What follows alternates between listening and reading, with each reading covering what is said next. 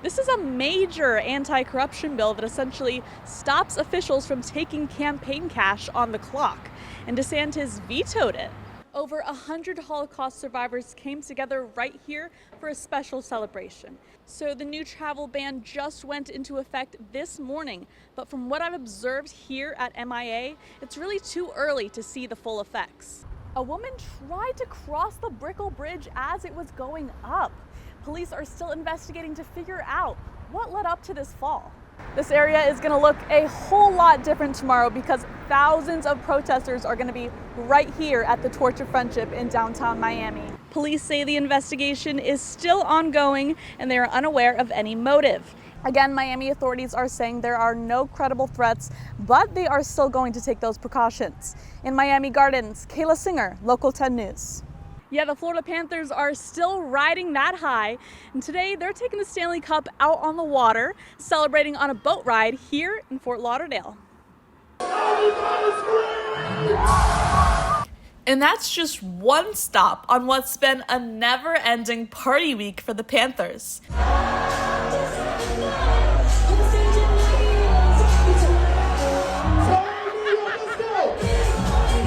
Marchin! Barky! In true Miami fashion, the Stanley Cup hit the dance floor at Club 11. The team wrapped up around 5 a.m. and then went straight from bottles to breakfast.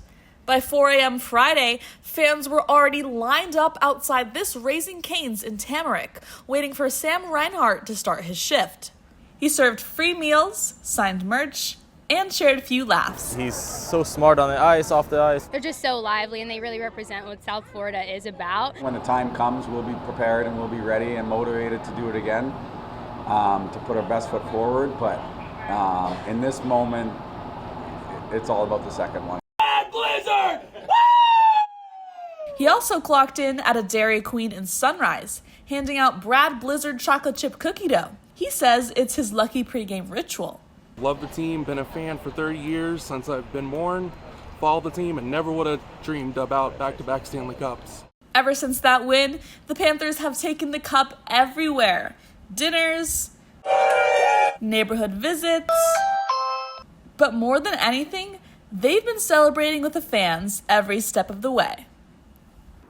All of this comes before the big parade happening this Sunday along A1A. No matter the weather, we will see you guys out there. In Fort Lauderdale, Kayla Singer, Local 10 News. Yeah, the tragedy happened right next to Shenandoah Park, which is right behind me. And this is where the suspect ran to and where witnesses held him down until the police arrived.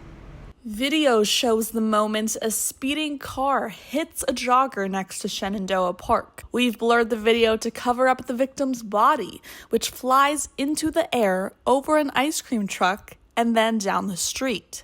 Which is like boom, boom, boom. When I looked to the side, there was the person on the floor.